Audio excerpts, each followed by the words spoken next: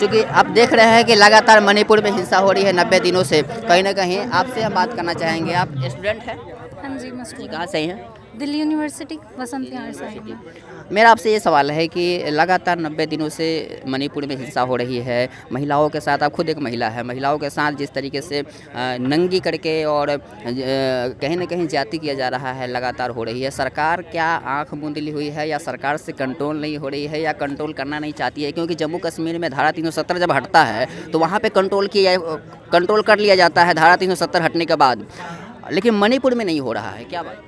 क्योंकि वहाँ पे कोई एक्शन ढंग से लिए नहीं जा रहे हैं। सिर्फ ये बोला जा रहा है कि हाँ हम लोग कंट्रोल कर पा रहे हैं, बट वहाँ पे ऐसे देखने को तो कुछ नहीं मिल रहा है कि न्यूज़ में सरकार ने जाके कुछ किया है या रोकने की कोशिश की है। सारे नेता बैठे हुए हैं, अपनी चुप्पी साध रखे हैं। हम लोग ये नहीं कह रहे कि मतलब जाके कुछ करिए, मारे पीटे, कम से कम कोई एक्शन तो लो। सिंपली वो एक्शन ही भी नहीं ले रहे हैं, शांत बैठे हुए हैं सारे नेता लोग।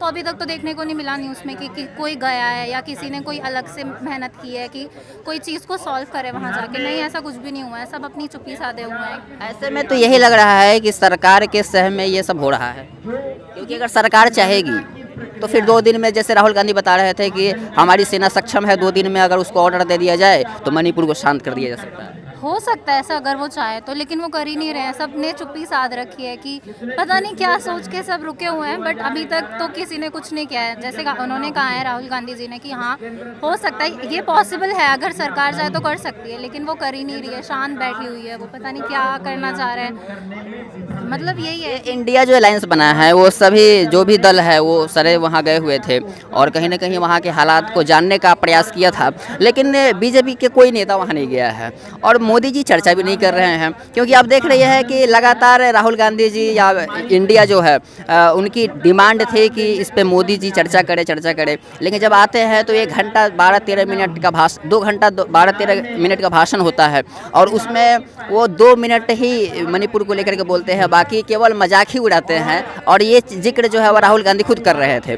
तो आपको क्या लग रहा है कि कहीं ना कहीं सरकार जो है वहाँ पर एक्शन जिस प्रकार से लेना चाहिए वो नहीं ले रही है? मेरे को तो यही लगता है कि जिस प्रकार से सरकार को लेनी चाहिए वो वैसे नहीं ले रही है, क्योंकि सिर्फ बाहर लोगों को बताने के लिए कह रही है कि हाँ हमने अपनी फोर्स भेजी है, अपनी सेना भेजी है वहाँ पे, बट ऐसा रियल में दिखने को तो बाहर मिल रहा नहीं है कि न्यूज़ में आया है कि सरकार ने कोई सख्त कदम उठाया वहाँ पे। तो सरकार ने तो अभी तक तो कुछ करा नहीं है। महिलाओं के साथ लगातार रेप हो रहा है और जिस प्रकार से मतलब क्या वहाँ के जो गवर्नमेंट है बीजेपी की, क्या उन्हें इस्तीफा नहीं दे देना चाहिए नैतिकता के आधार पर? जब उनसे कंट्रोल नहीं हो रहा है तो उन्हें दे देना चाहिए था। मैं तो कहती हूँ दे देना चाहिए, क्योंकि वो चुप्पी साधे हुए हैं और कुछ भी एक्शन लेने के लिए नहीं चाह रहे। ऐसे तो रुकेगा ही नहीं है, इतने सारे लोग वो लोग लड़ रहे हैं, लड़कियों के साथ ऐसी ऐसी चीज़ें हो रही है, तो ये तो रुकेगा ही नहीं। मैं तो यही कहूँगी कि दे देना चाहिए, या फिर मैं ये कहूँगी सिंपली कि उन्हें कोई कदम उठाकर, सख्त कदम उठा के उसे रोकने का प्रयास करना चाहिए। धन्यवाद आपका। और भी कुछ मैडम आपसे बात करना चाहेंगे। लगातार मणिपुर में हिंसा हो रही है और खुद महिला है और महिलाओं के साथ लगातार ज्यादती हो रही है, रेप हो रहा है, नंगे करके उनको घुमाया जा रहा है सरेआम। कहीं ना कहीं वहाँ के लोगों में भय नहीं है, क्योंकि वहाँ की सरकार जो है वह अब ऐसा लग रहा है कि या तो एक्शन नहीं ले रही है या लेना नहीं चाह रही है। क्या कहेंगे आप? वहाँ की सरकार देखिए भाजपा सरकार है, जो उनका वहाँ पे मुख्यमंत्री है वो सारा उनका क्षेत्रीय मुद्दा बताकर प्रताड़ित किया जा रहा है ईसाइयों को, है ना। लेकिन ये क्यों है, क्यों आज प्रताड़ना हो रही है, क्यों आज टॉर्चर किया जा रहा है? शारीरिक तौर पर, मानसिक तौर पर, आर्थिक तौर पर, शैक्षणिक तौर पर तो वो पीछे रहते ही हैं, लेकिन ये है कि उन्होंने धर्म बदल के, इस मनुवाद से निकल के प्रकृति पर, आदिवासी लोग हैं वो कुकी नागा समाज है और वो मैथिल समाज के लोग हैं, अपना भरण पोषण करते हैं। वो तो किसी से कुछ मांगते भी नहीं, उनकी तो खुद की ज़मीनें हैं, फिर भी उनके जो क्षेत्रीय मुद्दा है उसको लेकर उनको कैसे उन मणिपुर को बचाने के लिए आज यहाँ पे आवाज़ उठाई जा रही है। तो मणिपुर को बचाना है और जब तक ये बचाया नहीं जाएगा, जब तक सरकार काम नहीं करेगी, जब तक ये हिंसा नहीं रुकेगी, ऐसे ही देश में पूरे क्षेत्र में हर जगह ऐसे ही प्रदर्शन होता रहेगा, ऐसी आवाज़ उठती रहेगी।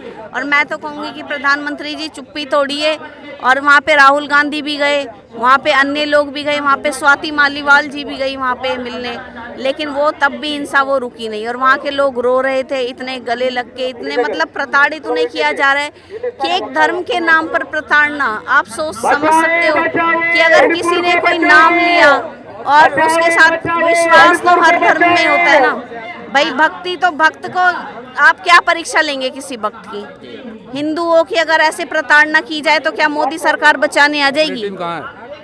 अगर मोदी सरकार आ रही है अभी, अगर मोदी सरकार, मैं कह रही हूँ अगर हिंदुओं की सरकार और ऐसी प्रताड़ना अगर हिंदुओं की हो जाए, ब्राह्मण क्षत्रिय वैश्य की हो जाए, बनियों की हो जाए, या तो ये मोदी सरकार बचा लेगी?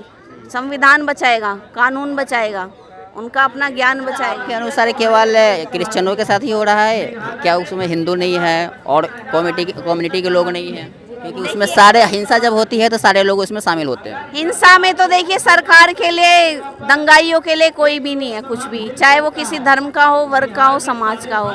जब उनके सामने जो आता है वो बस उसका कर ही देते हैं, उसको बर्बाद। तो ये मुस्लिमों के साथ भी है, दलितों के साथ भी है, चाहे SC ST OBC हो, आदिवासी हो। क्या आपको ये लग रहा है कि आने वाला चुनाव जो 2024 है इसी को लेकर के वहाँ पे हिंसा हो नहीं रही है, बल्कि सोची समझी साजिश है वो कराई जा रही है? चुनाव से पहले तो देखिए सरकार दंगे कराती है, चाहे भाजपा हो चाहे कांग्रेस हो। अब 5 साल तू है, 5 साल मैं हूँ, यही सब चलता रहता है। लेकिन नई पार्टियां, नए नेताओं को आप सपोर्ट करो, नए उन पर विश्वास दिखाओ आप। मैं तो कहूँगी कि काशीराम जी ने कहा था कि पॉलिटिक्स इज़ द मास्टर की ऑफ ऑल, मास्टर की and solution for all of your problems. तो हमारी सभी समस्याओं का हल राजनीति है और वोट है। और वोट किसको देना है, ये समाज को, क्रिश्चियन समाज हो, मुस्लिम समाज हो, बुद्धिस्ट हो, जैन्स हो, हर उसको पारसी हो, मैं बोल रही हूँ सबको समझना पड़ेगा, अपने लीडर्स को पहचानना पड़ेगा। ये नहीं कि सिर्फ अपना फेथ, परमेश्वर, अल्लाह, भगवान, संविधान भी है, बाबा साहेब भी हैं, फूलन देवी भी थी, आज एक फूलन देवी थी, हजारों फूलन देवी पैदा करनी होंगी इस देश में। सावित्रीबाई फूले जी भी थी, त्याग और बलिदान का रमाबाई जी भी थी। तो सबको पढ़ो और उनसे सीख लो और आगे बढ़ो। ये जो समाज आज सिर्फ प्रार्थना करना सीखता है ना, प्रार्थना तो करो। अपने कहते हैं ना, बाइबल में लिखा है कि अपने शत्रुओं के लिए भी प्रार्थना करो। जो आज ये बाइबल के वचन बता रहे हैं ना, उसमें लिखा है कि अपने शत्रुओं के लिए भी प्रार्थना करो। अगर शत्रुओं के लिए भी प्रार्थना ये करेंगे तो इनके लिए, ये तो ऐसे ही दबे कुचले रहेंगे, प्रार्थना ही करते रहेंगे, कहाँ इनकी सरकार आएगी, कहाँ कुछ होगा, कहाँ इनको न्याय मिलेगा। हर तरफ ये ठुकराए जाएंगे, झुटलाए जाएंगे और इनका ऐसे ही तिरस्कार होता रहेगा। तो हम तो ऐसे लोगों के लिए खड़े हैं, भीम आर्मी खड़ी है, मैं खड़ी हूँ, मेरा नाम है नेहा।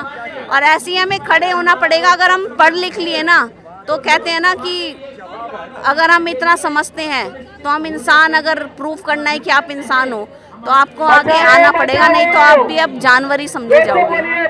धन्यवाद आपका।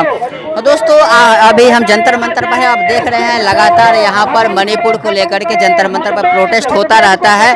आज ये लोग ईसाई धर्म के मानने वाले लोग हैं और इन लोगों का यही आरोप है कि मणिपुर में लगातार आदिवासियों के साथ, जो ईसाई से जुड़े हुए लोग भी हैं, उनके साथ महिलाओं के साथ जिस प्रकार से लगातार रेप की घटनाएं सामने आ रही है, कहीं ना कहीं वहाँ की सरकार निष्फल नजर आ रही है।